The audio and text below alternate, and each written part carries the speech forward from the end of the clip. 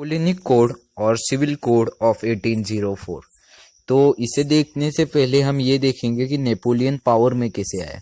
1789 में फ्रांस में रेवोल्यूशन हुआ, फ्रेंच रेवोल्यूशन, जो आपने पिछले साल पढ़ा था। उसके कारण फ्रांस में डेमोक्रेसी आई। लेकिन 1799 में नेपोलियन ने फ्रांस को डेमोक्रेसी से डिक्टेटरशिप में कन्वर्ट कर लिया और खुद को फ्रांस का डिक्टेटर बना लिया। उसके बाद 1804 में उन्होंने एक कोड निकाला, सिविल कोड ऑफ फ्रांस और सिविल कोड ऑफ 1804, जिसे बाद में नेपोलियनिक कोड के नाम से भी जाना जाए। उसके प्रिंसिपल्स थे, Napoleon's greatest achievement in govern was the Napoleonic code which influenced French law to the present. It recognized that all men were equal before the law and guaranteed freedom of religion as well as a person's right to work in any occupation.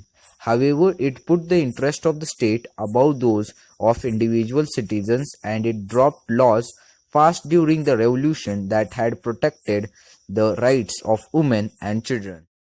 Napoleonic code के strengths और weaknesses देखते हैं, जिसके बाद आपको समझ में आएगा एग्जैक्टली ये था क्या। स्ट्रेंथ्स में देखिए, गारंटेड सिविल लिबर्टी जैसे equality before law, continued the social AIIMS towards the French revolution, protected the interest of middle class. उसमें इन्होंने क्या किया कि जिन भी एरियाज में उन्होंने कॉन्कर किया, जिन भी एरियाज को, वहां पे उन्होंने यूनिफॉर्म करेंसी लाई, सिंगल मतलब एक टाइप की करेंसी। जैसे इंडिया में सिर्फ रुपीज है, पूरे इंडिया में रुपीज ही यूज करते हैं। ऐसा नहीं कि हिमाचल प्रदेश में अलग, महाराष्ट्र में अलग, गुजरात में अलग, मध्य प्रदेश में अलग, कर्नाटका में अलग अलग, ऐसा नहीं है। तो सब में सेम है। जो इधर उन्होंने किया, उसकी वजह से पहले 30 करेंसीज थी, उन्होंने सिर्फ 2 की। उसकी वजह से एक्सचेंज ट्रेड वो आसान हो गया, इसलिए वो मिडिल क्लास के इंटरेस्ट में चीजें हुई।